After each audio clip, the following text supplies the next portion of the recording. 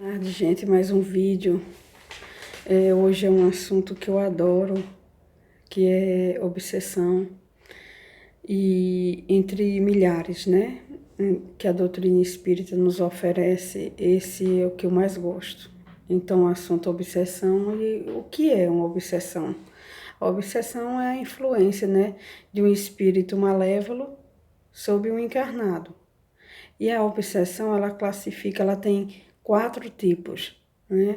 Encarnado para encarnado, desencarnado para desencarnado, desencarnado para encarnado e a auto-obsessão, né?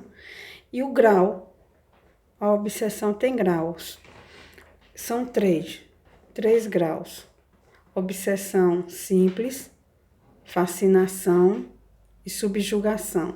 Na realidade é por ordem: obsessão simples, subjugação e fascinação, né? Os tipos de obsessão é classificada, né? Como eu já disse, encarnado para encarnado, é aquela obsessão que Allan Kardec diz na codificação, que é a mágoa que a gente sente pelo amigo, um vizinho, né? Mágoa, rancor, ódio, vingança, isso tudo causa uma obsessão, né? A outra é desencarnado para desencarnado. Esse é vingança. Um fica lá no mundo espiritual, o outro tem a oportunidade de voltar, de encarnar, e quando eu desencarno, que volto ao mundo espiritual, o outro tá lá me esperando para me obsidiar, né? Fazer eu sofrer, fazer eu pagar pelo que ele acha que eu tenho que pagar, né? Porque a gente sabe, na doutrina espírita explica que a gente tem o nosso livre-arbítrio e cada um vai pagar pelo que faz, né? Cada coisa tem a sua consequência, né? Só que o espírito lá, o obsessor lá no mundo espiritual, quando eu chegar, ele vai achar que eu devo alguma coisa a ele, vai me obsidiar, né? Vingança, vai prender a pessoa, vai levar, fazer sofrer. A outra é desencarnado para encarnado. Essa obsessão que a humanidade inteira tem, infelizmente, que a gente não escapa, que cada ser humano tem, né? É a obsessão simples. A auto-obsessão é denominada, Kardec diz que são aquelas pessoas que procuram doenças fantasmas, né? São doentes da alma, que andam em consultório e os médicos não acham a doença, os médicos não têm exame que faça, que ache uma doença. Então, essas pessoas são classificadas como auto-obsessivas, obsediadas, né? E o grau? O grau é a obsessão simples, que eu já falei aqui, né? Lá da outra parte dos tipos, mas ela se encaixa. Obsessão simples que a humanidade inteira tem. A subjugação, que infelizmente é a pior obsessão que o ser humano tem, é o pior, eu acredito que, eu estou me referindo à obsessão. É a pior obsessão que existe, mais do que a fascinação. Eu fico muito triste quando eu lembro que Barbosa, na mediúnica, ele contava essa história pra gente, que tinha um rapaz, quando ele passava aos sábados para ir para a mediúnica, tinha um rapaz jovem, bonito, mas todo maltrapilha, todo rasgado, sujo, e aí tinha momentos de lucidez. Ele dizia: não, eu não quero comer essa areia, eu não quero tomar essa água de esgoto. Barbosa muitas vezes parava para olhar, que o povo parava para olhar também, ele comendo aquela areia, ele tomando aquela água de esgoto, e tinha momentos de lucidez que Barbosa dizia que ele gritava desesperadamente: eu não quero tomar essa água, eu não quero comer essa areia. E Barbosa disse que depois que começou a estudar profundamente a doutrina espírita, veio descobrir que era uma subjugação, é a pior obsessão que um ser humano pode ter. O espírito comanda o encarnado. O encarnado não tem o livre-arbítrio, não tem escolhas, né? É um robô na mão do desencarnado. E para mim, me parte o coração quando eu penso nessas pessoas que estão enchendo, lota os hospícios. Se você for procurar analisar cada questão ali, talvez a maioria, talvez mais de 50%, seja obsessão, né? Loucura por causa de uma obsessão, porque se você não se cuidar, se você não tratar, aí você enlouquece, né? A fascinação é a terceira do grau, né? A obsessão simples, que eu já falei, a subjugação e a fascinação. A fascinação dentro do meio espírita é aquela obsessão que todo mundo vê seu erro, né? Todo mundo vê menos você. Você dá conselho, dá conselho, dá conselho. Eu estou me tratando, mais uma vez eu repito, da fascinação dentro da obsessão, né? Que existe outro conceito para fascinação aí, e a fascinação dentro da doutrina espírita é a obsessão pesada mesmo. Ela só não é pesada quanto a subjugação, mas ela faz com que o encarnado não veja o erro está na sua frente, o erro está ali, dizendo, olha eu aqui, e não enxerga. Infelizmente, essa obsessão também é terrível, né?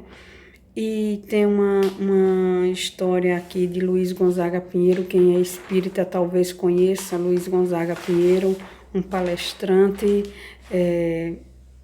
muito, que eu gosto muito, que eu tenho até um livro, e eu vou fazer questão de pegar o papel e ler, porque ele conta o quanto que o obsessor é empenhado a nos prejudicar, né? Então, Luiz Gonzaga Pinheiro nos diz assim, ó, se algum espírito pretende nos dominar, buscará primeiramente nossos pontos vulneráveis, né? Obtendo pleno sucesso se conseguir ler nossas mentes. Aquilo que nos irrita, comove, nos alegra, nos fragiliza, né? Nossos medos, desejos, enfim. Se ele encontrar em você uma abertura, né? Se o obsessor não encontrar uma pessoa preparada moralmente, infelizmente o obsessor Luiz Gonzaga diz que não vai ter pena nem piedade de você, né? Então, até a gente dormindo, eles se aproveitam na hora da vigília, né? Na hora do sono, quando a gente dorme, eles se aproveitam do sono, que nós estamos livres do corpo, né? E se aproveita, e se a gente não for bem, não estiver bem, ele consegue se aproximar da gente, dar maus conselhos, leva a lugares que a gente não quer. Em vigília jamais a gente iria sei lá onde, lugares que você não costuma ir em vigília, né? Então, o que a gente deve fazer para... eu não digo... Eu tenho um amigo espírita também, Messias, que ele diz assim, que quando a gente faz a campanha do quilo, a gente deixa de ter obsessores, né? Mas, infelizmente, como nós somos seres que errantes, nós somos seres que erram bastante, que não faz a caridade devida, que Allan Kardec nos diz assim, nos ensina assim, que por mais que você seja uma pessoa boa, você tem que fazer boas obras, né? Não adianta você ser bom e não fazer nada de bom para alguém. Então, os obsessores se aproveitam dessa fragilidade moral da gente e obsedia a gente, né? Então, o que a gente deve fazer? A gente pede eu costumo pedir ao meu mentor que me acompanhe durante a noite, que ele não deixe nada de ruim acontecer comigo, que eu não vá a lugares onde eu não deva ir, né? Eu peço a Deus que a gente tem que pedir, orar e vigiar, né? As coisas já são difíceis.